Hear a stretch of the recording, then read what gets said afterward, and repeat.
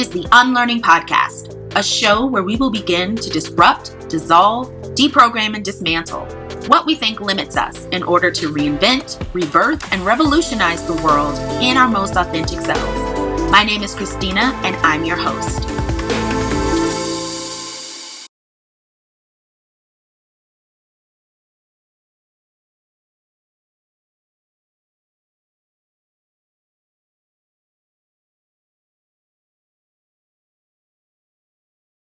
Welcome to the Unlearning Podcast.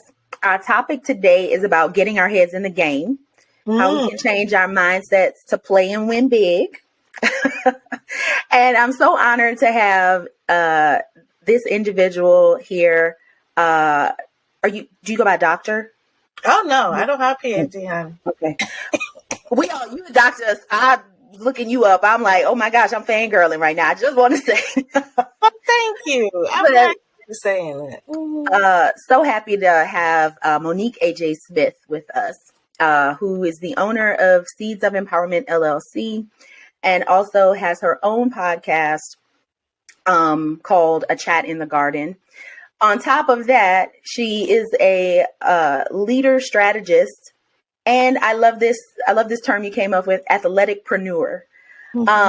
So again, I just want to welcome you to the show and thank you for being here. Thank you for having me. I'm ecstatic.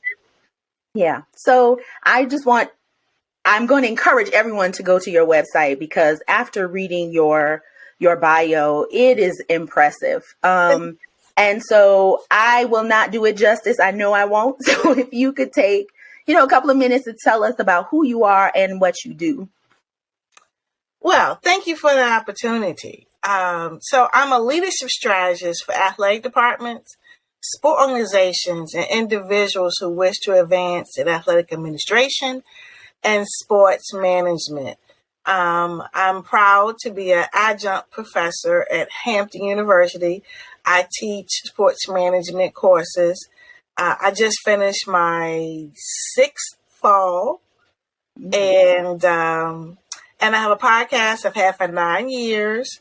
It's called A Chat in the Garden with Monique A.J. Smith, where I interview African-American women athletic administrators who are in athletic administration and sports business. It's been 9 years. It's been fabulous. And we talk about their career path. And then I've had the blessed opportunity. I don't know if you can see, I got some magazines here.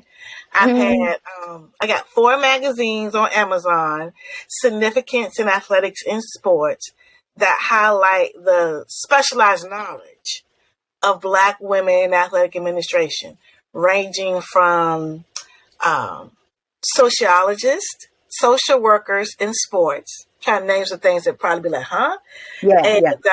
So the former president of the Alliance of Social Workers in Sports, she's in the first magazine. In the first magazine, as a young lady in athletic equipment, she designed the football equipment, and from the helmet, from the design of the uniforms, which I think is very interesting as a woman, right? And so the 5th production is in production right now, and I'm taking individuals for the 6th one. So that's exciting because I'm really taking my experience from going from an educator to entrepreneur. I didn't know how to package my specialized knowledge in order to monetize it. And that was my climb. And so when everybody kept saying, how do you do what you're doing? It's more than just being a consultant. It's more than just going for that one-time speaking engagement. How can you add legs to it? How do you create a framework that you continuously be able to build upon it? And so I created a magazine to create me to be able to do expert marketing with individuals. Which I love. Thank you. So that's what I've been doing for the last 9 years. But just to give you back from a higher ed piece. So my first job was on a college campus, St. Paul's College in Lawrenceville, Virginia, where I was a sports information director, which is like the PR person for sports. And And I got that because when I was in college, I interned for the CIAA. I was a PR intern. I had done some internships with BET and things like that, but I was in television. And I really didn't like television because I really could not, my creativity didn't work with somebody in my ear. So slogans and things came to me, but not under that kind of setting. And so I really like to promote the student athlete in the game. Human interest stories is my sweet spot because that gets people to feel like I want to watch this person. So ironically, I was one of the first full-time female SIDs. And my boss was the very first full-time female athletic director. So we were the dynamic duo. This was in the 90s. And then unfortunately she passed away and I went through 5 different athletic directors. So at 28, the president tracked me down. I was working the Olympics in Atlanta. And the president tracked me down and we had big bag phones back then. And and mind you, my location was Morehouse College. I was in the press room. Okay. And he said, X is getting ready to leave, and I want you to oversee my program. And I'm like, huh? And I'm 28 years old, and I'm going like, interesting. I said, let me think about it. Well, that night, Christina, the bomb went off at the Olympics. Oh. And I said, life is short. I'm going to learn on the job like anybody else would. And that's what I did. So I was interim athletic director for 2 years. And then personal life happened. And I gave up that position. Everybody was like, why would you do that? I was going through a personal situation. And I just said, the town is too small for both of us. I'm going to leave. So I went to University of Maryland Eastern Shore as assistant athletic director for compliance, which was a great opportunity because it had more resources. And we were going to a new building, a new conference, and just gave me a wider view of athletics. And it gave me opportunity to see really my calling, which is personal and professional development. So I stayed there for 2 years, and then the commissioner for the CIAA said, come on back home. And I was like, huh? And he was like, no, come on back home. I said, well, I can't come back to do the same thing I did as an intern. He said, well, if you can bring somebody in to do what you don't want to do, you can come in and do what you do want to do. So, you can't miss that opportunity. Right. So I went back to the CIAA. I remained there for 13 years. I began as the PR director. Then I went to director of championships, then director of governance. And essentially, I was the chief of staff for 13 years. And the part of my job I enjoyed the most was professional and personal development of the women. I got some male mentees, but the women that I helped get into the seat of athletic director. So for the last 9 years, I've been just doing what I did there nationally. Wow. Oh my gosh. It's just amazing that your journey, because like you said, from what I'd read about you, your background was not necessarily sports. You had a degree in business management and communications. Is that right? Mass media and sports management. It was still sports management. But when I got my master's, most of the individuals in the class were athletic trainers. And in order to be an athletic trainer, you had to continue to get certification and get masters. So the curriculum was not really on administration per se.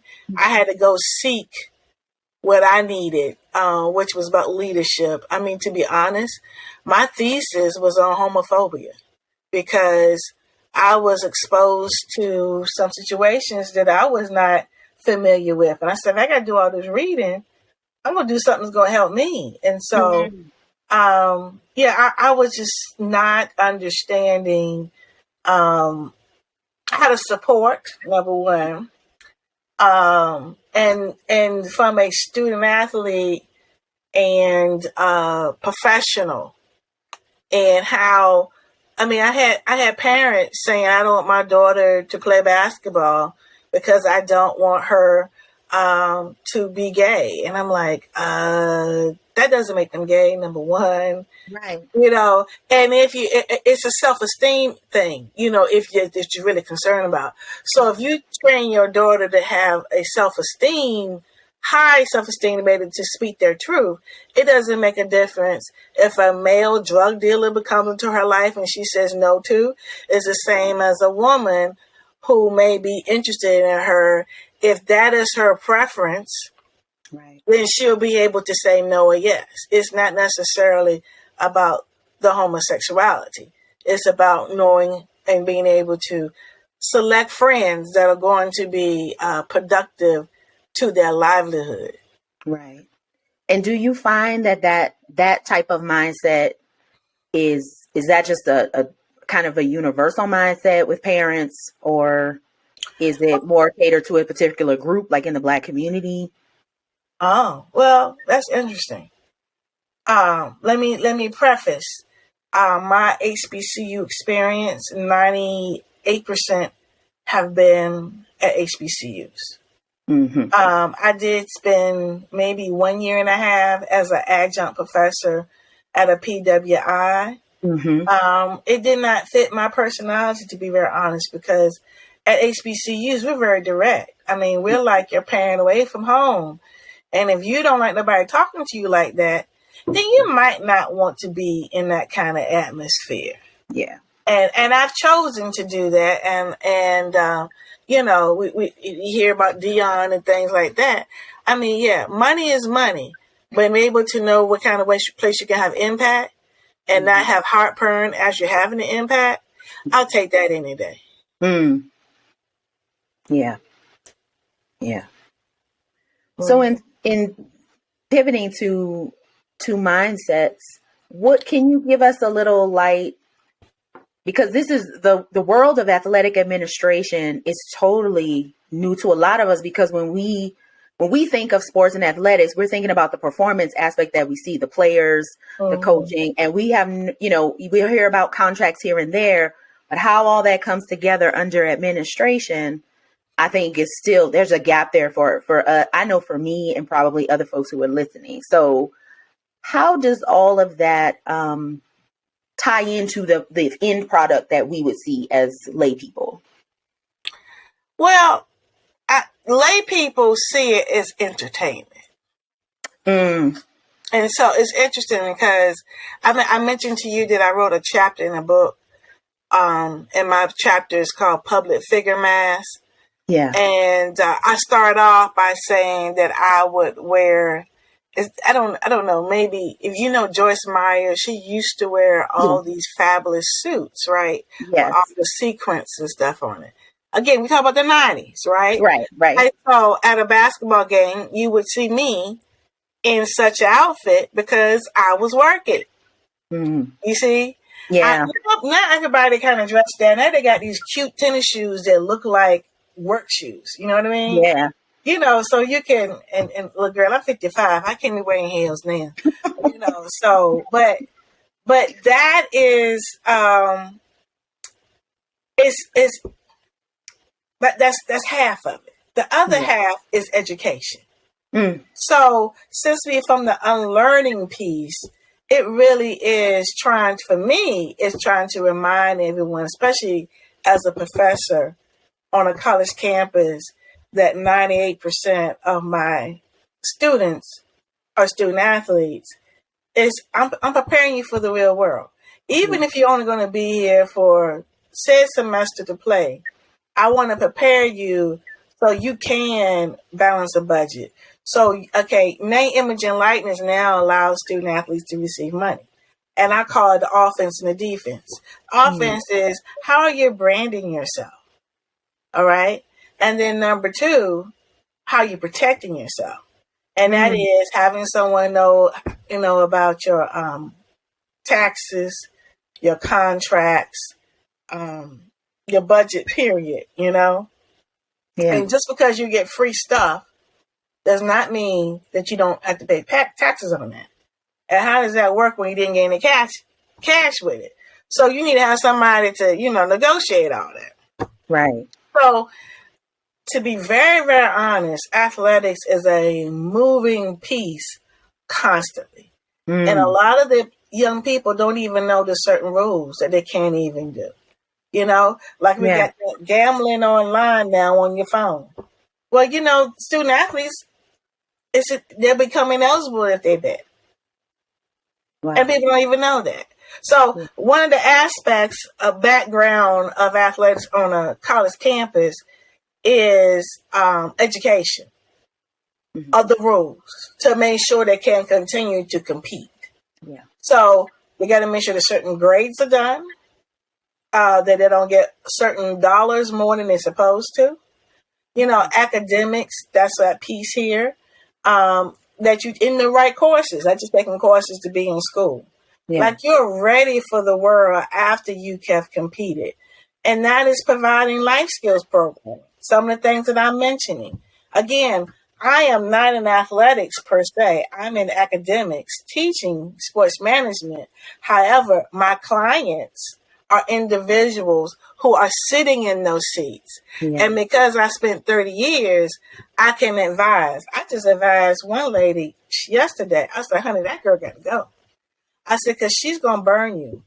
I said, if she's your first person that meets your people, this was athletic director, a female athletic director, then you're going to have somebody ticked off of you. You're not going to know why, because this young lady is not it.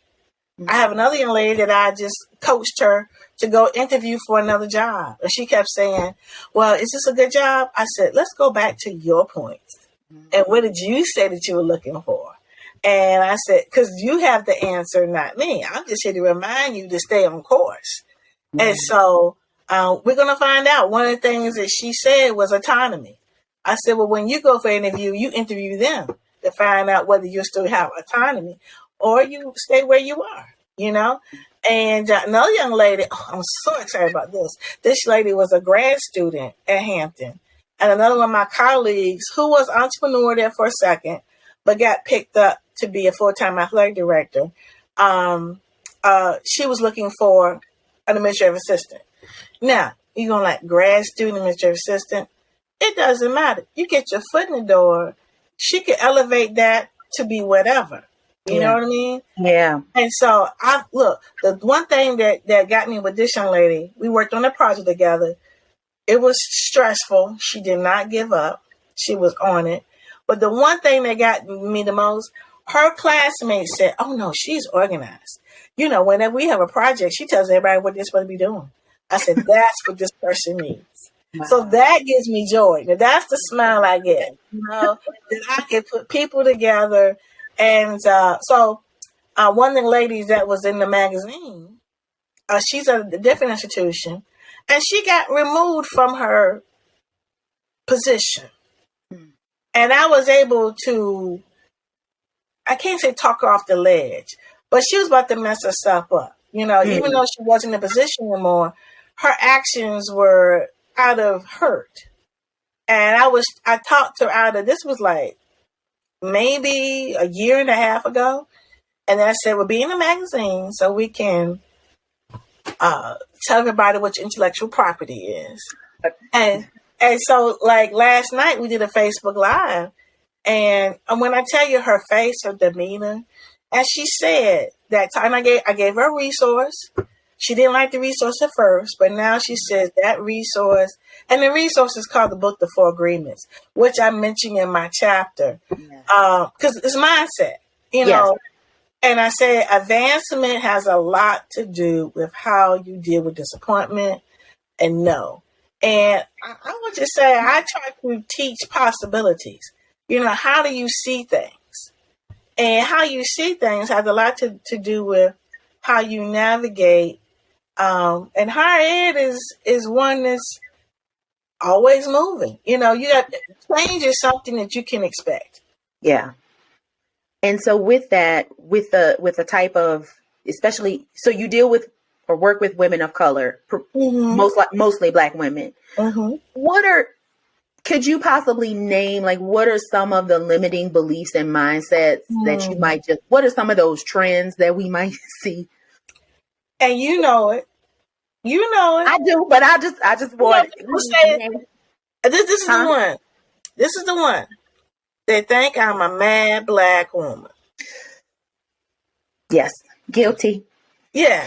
I mean, and but you know what? Like I always say, okay, so some of it, depending upon the advice you take, Yeah. how you accept it, has a lot to do with what you believe about yourself. Hmm. Yeah. You know, you letting this thing be there, because I'm gonna tell you. I mean, I know about the whole thing about perception is reality. I know that. Yeah. But if you stay there, you're not going to be able to get to the other side. You know, I always say educate to influence. Mm. You know, so there's a way you can educate a person to say, you know, oh, my passion looks like anger to you. Mm. Yeah. You know, I didn't say it in my nice, nasty way. I'm Right. just saying in an educational manner. You know, and I've said this often. So if a man act the way I did passionately, you would say he was passionate. Yeah. But because I responded in the same manner, but in a different body, you see it as different. And I like to share that leadership has no gender. Hmm. Yeah. I had that happen to me often. Now, mind you, in one particular case that I'm thinking of, I was angry, but I was angry in a protective mode, you know, Yeah. because it's just like anything, people are going to test you to move to get what their agenda is. Yeah. And so unless you set parameters and boundaries, people are going to still test to see the boundaries can move. So when you make it clear, no, this is what the rules are, this is what it's going to be, you Yeah. know, and then by you raising your voice, you think that that is going to move the boundaries. And, you know, no, that's not the case. Now you can make your boundaries, but these are the boundaries I have set as I'm sitting in this role. Yeah. And so how do you in your approach with working with clients? Well, let me go back to another question. Within the mindset of the field itself, in getting Black women into these, first of all, leadership roles, and then leadership roles under athletics administration, how have you seen athletic administration either progress or in some ways even, remain stagnant over your course of your career?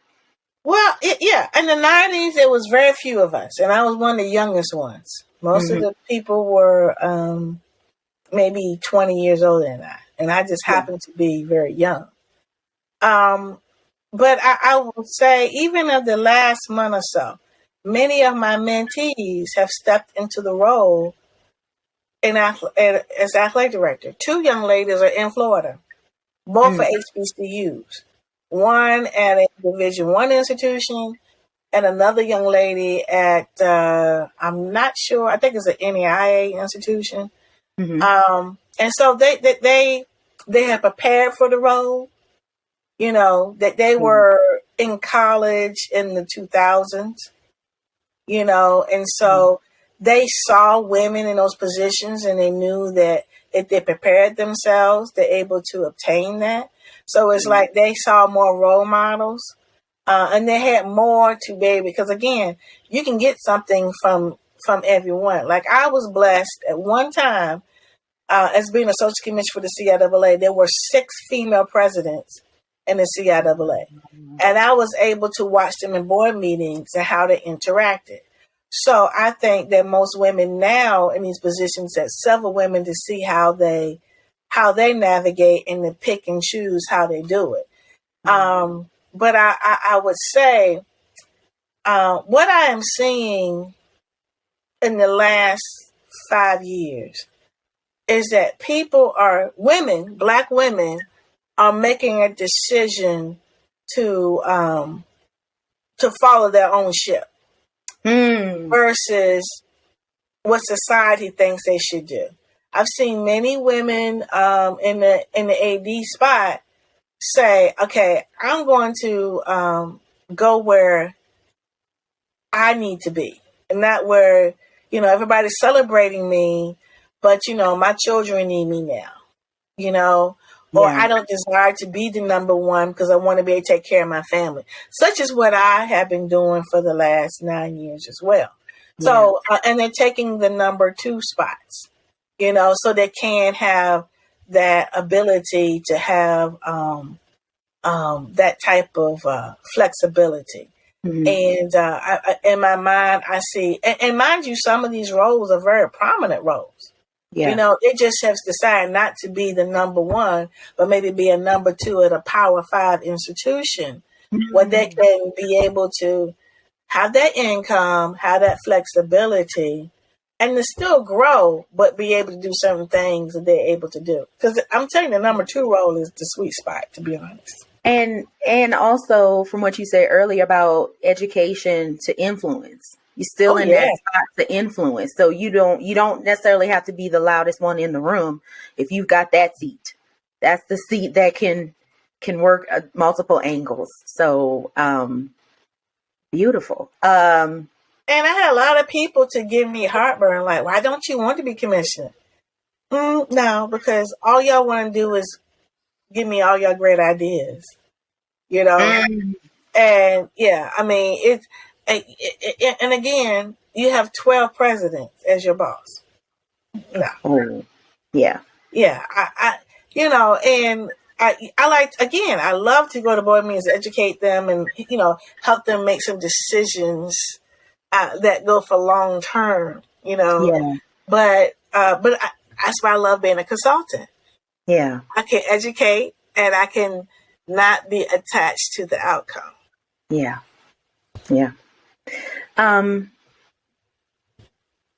Just picking up my other question. Oh, 2 things that you said that got me excited as I was listening to some of your episodes and hearing some interviews. 2 things that resonated with me were the perspective on intellectual property. And then the other piece about, you often say, like I've heard as I'm transitioning into trying to become a more, sustainable entrepreneur, branding. It's about branding. But you say promote yourself. We as Black women and in the work that you do in consulting, we need to be able to promote ourselves. Can you talk a little bit about both of those for us? Well, I like to, branding is the chat in the garden. It's the logos. Branding is, if you see this, that's me. Okay. So that's for like the regular general population. Yeah. But when I say promote yourself, if you want to hire me as a consultant, what have I done? What are the results that I produce? What's the transformation? And so you have to tell people what that is. I treat my clients just like I would a student athlete trying to make all conference or all American. Yes, you're on a team. I got a slogan for you. You got a number. That's great. But when you know the statistics that you did, or that you, we won this tournament because of this, or this is your major and this is what you want to do. And community service, you've done this, and this person's a leader. That's promoting, because you get a chance to know who and what that person has done, what transformation, versus, okay, when that person has that uniform on, has that number on, that slogan, so that you can carry the name. But what do you say after you say, that's Joe Blow? Yeah. And do you find that it's like pulling teeth? Yeah. Yeah. Yeah, they don't know how to promote themselves. Because I think I said this before in our pre-interview. There's a difference between being humble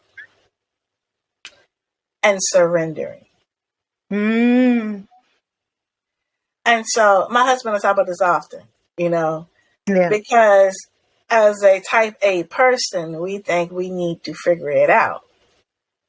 And it's for us to do. We're a planner and all those kind of things. And so, but, surrender is, again, like I said, I plan, I influence, I train, I educate. But then I have to let go of the outcome. Yeah. Now, if you want to bring the outcome to me to analyze it, that's different. Yeah. You see what I'm saying? But for me to go like, oh, you did not do what I told you to do, I'm not doing it. You see what I'm saying? Yeah. And that's the difference of surrendering to the process. Yeah. And for a person who has lacked patience for years, that takes reminding myself of that. You see? Yeah. And so that's the kind of thing about pulling teeth, is to get people to say that, today I'm just doing a real good job and being noticed or over. You've got to put it in places where people can go like, oh yeah, because you want it to be, if they see a ballot or they see your name on a list to bring in for an interview. Yeah. You want to be something that they remember. That's the branding part. But then you want to go like, oh yeah, she did so and so and so and so. Yeah. And that's how you get the interview. I mean, yes, it's the interview of, so and so said they know so and so. But this day and time, people are not going to go, they're just going to click. People stroll. People don't have patience. They're not going to go do the research. If they don't know, that name does not seem familiar to them. If you're not known for something, or have a niche for something, yeah. Because see, like for instance, let's say a college team has a graduation issue. Mm-hmm. You need to bring somebody in who has expertise of growing programs, growing GPAs, and growing graduation rates. Yeah. So you're going to look for somebody that has it listed. That's my expertise. Mm-hmm. Some people can have fundraising. Well, you might like that person, but the person I know for fundraising, this is your deficit. This is who you're going to hire. Yeah. I'm known for growing people. Now, there are some entrepreneur people who disagree with the fact that I don't have the word athletics in any of my branding. Yeah. Okay. But there's a reason for that, because I don't want you to think about me and you think about athletics. You do. But the first thing I want you to come up with, she grows people. Yeah. So that's what I'm talking about, controlling my ship. I know where I want my ship to go. Even though some other experts may know. And I believe this is the trend that I'm hearing. I know people think that I should be, not me, I should be this. And I spent all this time and I got my doctorate, and I should be doing so and so. But right now, my passion, my whatever, my mission, my calling is to do blank. And it's not about a paycheck. It's not about recognition. It's about where I can get fulfillment from. I know one lady who is no longer the AD. She's closer to her mother, her children in college, where she, her hometown. Every time I see her, she's at a WNBA game, handball. Yeah. You see? Yeah. Where she before, when you're athletic director, whenever you have a game, it's like you got 20 children who you waiting to say, waiting for that light to come on, that door to open, and they're home. Yeah. And unless it's just like being a principal with this team being out, Yeah. You just want to, you can't really sleep until you know that they're back home. And you just have to, it's a time and place for everything. And, young nerves can take it. I can't. Yeah. Yeah. And so part of that promotion and promoting yourself and knowing what it is, your area, your niche of expertise, is where you start talking about, from my interpretation of what I heard, intellectual property is not just a thing you produce. Oh no. It's the you said it beautifully about the system. You already have a system that can do something, but how are you thinking about it in order to apply that system to others in need? Or yeah. Well, I mean, like it's your essence of you. So everywhere you've been, you solved the problem, and there's some steps that you took to do that. And you probably don't know it until you have to really think about what steps I observe, I analyze, and then I execute. Yeah. You see? Yeah. And so those three things become your framework, because everywhere you go, this is what you do. And this is what you produce. Yeah. So there's a young lady that's in my one of my magazines. She has been an athletic trainer. She's been an athletic director. She's been assistant provost. And now she's director of Parks and Rec. Everywhere she's been, people always ask her to come and fix their department. Mm. So it's like Ivana Ranzan, like, fix me. Yeah. Like, come fix my department, doc. And so there's a steps that she takes to always do that. And why is it people know that she can, go fix a place? Another young lady, she, it's funny because she's somewhat skeptical about everything, which is actually very good, because she can see and protect. And, but again, you got to know the right fit. Some folks only want the people who just can see the horizon and the happiness, and folks who are not but there's some people like, no, I want you to protect me. I want you to tell me what's around the corner. I want you to use your experiences. So that kind of thing promotes that person, because this is what they're known for. But you got to be really reflective to be able to figure out what it is that you always do. So I said about promotions, slogans. I did it as an SID. I do it when I educate people. I do it as a teacher. I do it as a consultant, so that you can remember the steps you need to take, what you need to do. Yeah. Beautiful. So as we wrap up our interview, what's on the horizon for Monique A.J. Smith? What upcoming projects, anything you want to share with us that you're excited about? Whew. Well, I need a breather, I tell you. But it's interesting because my students, I guess you can tell, again, I had that passion in me sometimes. And with this name, image, and likeness piece, they're waiting for a big company to fall into their lap. And I'm like, okay, but this allows you to put your own shingle out. It's the same thing I've been telling, about the magazine. What is something that you're really good at?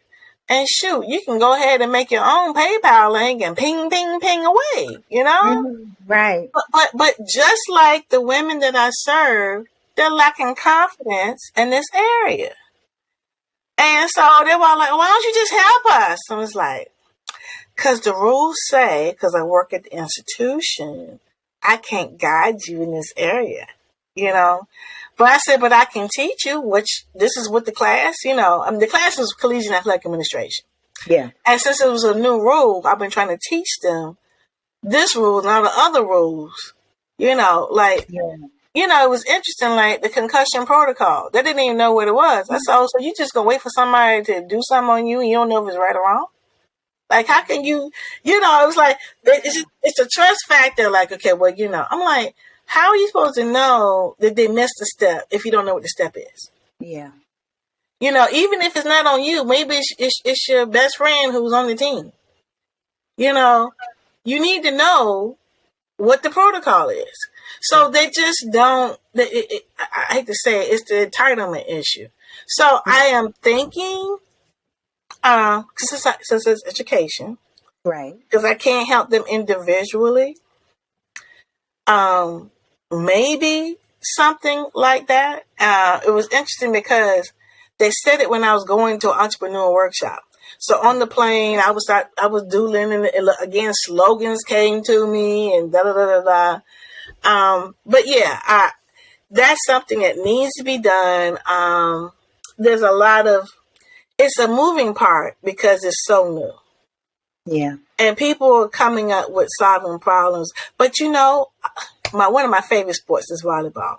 So this weekend is the national championship. So on Friday, I was watching the game. It was Wisconsin versus Pitt, right? Mm-hmm. And what they were saying, you know, the commentary, they were talking about a young lady. I don't know what she did, but she took some kind of earth piece, I don't know, stone or whatnot, and she made I don't know, art. She made jewelry. It's like has a blueness to it. It's just beautiful, right? Right. And I don't even think, I think she might have made, it's like a sheet, like a and she might have made a clipboard with it. I'm not really sure. And so it's interesting because now they talk about that during the timeouts. You know, so now they're promoting her specialized knowledge. You see what I'm saying? Right. And then, you know, beyond talking about majors and things like that. Now that is a step up because now you get a chance beyond me, you know, being excited about watching the game. You know, if I'm a fan, oh, she's the one, and then I might go buy that for her. Right. If we can get that, because again, that was against the rules at first. You making income from yourself, because the thing, even though this art stuff was nothing athletic related, the fact that the people were going to be able to see it because you were an athlete made it ineligible. But now with the name, image, and likeness, because this is a part of you, it can be promoted. And if we do that, we build their confidence up. Yeah. Because see, the world, you know this, the world is, you need to have more than one income stream. Yeah. Period. Yeah. All right. So that you can take a job that may be your passion and you can have something else, another income stream, a passive income stream, because the fact that she can have a website and the people talking about her while she making this kill and this dig and the ping, ping, ping can go on while she playing her volleyball, that becomes passive income. So it's just the education of this.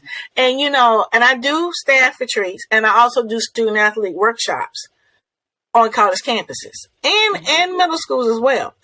If I can make this into an educational piece, I think that I will take some of the sting out of it. Because the problem is with the other piece of name, image, and likeness, it's usually the star athlete. Yeah. And so what about the rest of the people on the team? What about the player who's a mechanic? You know, and you know, loves to work on cars. Can paint a car. You know, those kind of things. And but may not be, he rides the bench, but he doesn't really play. Sure. You know, this, you know, with somebody, I was on another entrepreneur thing, and they were a lady had athletic wear, and I just said find an athlete to be an influencer. I mean, she trying to wear it, but who even knows you? Yeah. Yeah. Yes. And I got a slew of them in my backyard. So that's the kind of thing I'm working on, educating that. Do you educate? I know you said middle school, so I'm assuming that like families as well, like the parents as well, to be knowledgeable with. Well, you know what? I'm just so proud of this. I have clients who do that. Oh, Yeah. well, there we go. Because I've learned that I cannot do it all, and I'm not. Yeah. And the rules change so much that, and they help them really get into college. They make sure the Yeah. forms are done. Yeah. So what one last from all that you said, which is amazing, and I think it's applicable to anyone in leadership, any woman, to some things to consider about your mindset. Oh yeah. What's one thing you want us that to stick for us? Final word. Well, final word, final words. Okay, is if you're interested in learning about my athletic journey, I would invite you to pick up publicfiguremass.com. Because it does cover me as a young administrator, and my mind almost took me out. Okay. And because I the pressure of being a first was so overwhelming that I didn't even know I was being overwhelmed. Number one. And your mind will play tricks on you. Your subconscious mind has more power over you than your conscious mind, and you don't even know that. And so, one of the things that I had, this is a little piece. I had 2 car accidents in 6 months. 2 car accidents in 6 months back in the 2000s. And I said, and the second one, I wish I had not been here. I didn't want to face my boss because I wrecked the company vehicle. And I said, that's not normal thinking. Something ain't right about that. So, 2002, I started going to a therapist. And she said, you need to be around other women such as yourself. And I said, well, there really aren't any women there's some women, but they want to climb up the mountain where I'm already at. And so that's when I started doing retreats when I was in corporate America, in my 9 to 5, and I brought in a facilitator. And they all thought it was for them, but it began for me because it helped me with my purpose. And one of the things that we did at the retreat, which I mentioned in my chapter, is a resource. And one of them that I do talk about it in the book, but I just saw somebody put it on Facebook recently. But I can tell. See, all this stuff is not done to me, it's done for me, so I can help other women. One of the things I didn't realize was that I was angry. And this is a book called Dance of Anger. Her last name is Lerner, Harriet Lerner. She's a famous psychologist, but she wrote The Dance of Anger. And you don't even know that you're angry. And you talking about the mad black woman thing, I'm going like, some of the things people say has some truth to it. Yeah. I mean, the part about being passionate is not. But the part about getting people told and not allowing people to enter your space, you call yourself being protective. Yeah. You follow me? That's anger. That's unforgiveness that you don't even know that you're trying to deal with. And so the therapist helped me with that, and the book helped me with that. So when you're a leader, you got to be able to know these things because that affects your influence, how you deal with your anger issues. Okay? Yeah. That's why I said about advancement has a lot to do with how you deal with your no's and your disappointments and who's talking about you and who didn't let you in and who didn't invite you to this, all of that. Okay? So the other book, which I mentioned in my book, is The 4 Agreements. So if you can release, incorporate, and I do an assessment with my clients to let them know that this is what's really going down. Because one lady became an AD and she was stressed out. Yeah, it's going to be a lot of pressure. But if you don't know how you respond to pressure, you will get in trouble. So, because I said, you snappy to people, your communication is bad because you jumped to C and forgot A and B. Yeah. You didn't even know it. You can't find your keys. You're always looking for something. You stress. You don't even know it. Excuse me. So the 4 agreements are: don't take it personal. Mm-hmm. Be impeccable with your word. Don't make assumptions. And always do your best. Yeah. That's my last word. Beautiful. Last question. Where can we find you? You have already said where we can find your book. How can we sign up to become a client? Oh. And all of that information?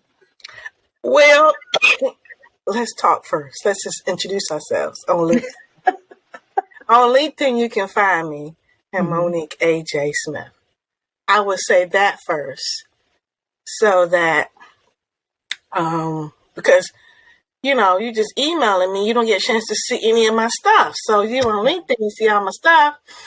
And I usually send universities to my website because that's where I'm trying to build my proof of that up. But as individuals, you can just contact me, Monique A.J. Smith, on LinkedIn.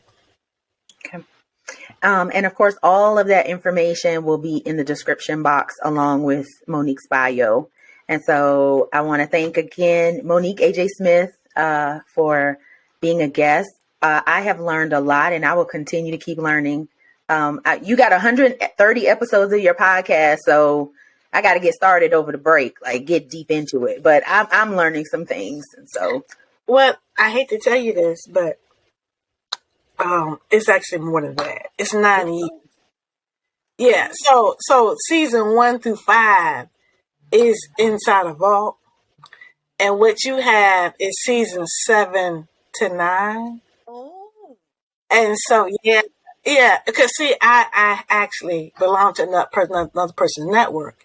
So in order to save all of mine, I had to download them, and so. Oh, I love you. Can I say that? I'm fangirling. I mean, I just learned more about you in the way that you think. And it's like, yes. Not there yet, but it's motivating. And that's, yeah. So just thank you. The podcast and well, we can talk after we start to record. Yeah. So again, thank you all for listening to the Unlearning Podcast. Thank you again, Monique A.J. Smith. Thank you all, and God bless.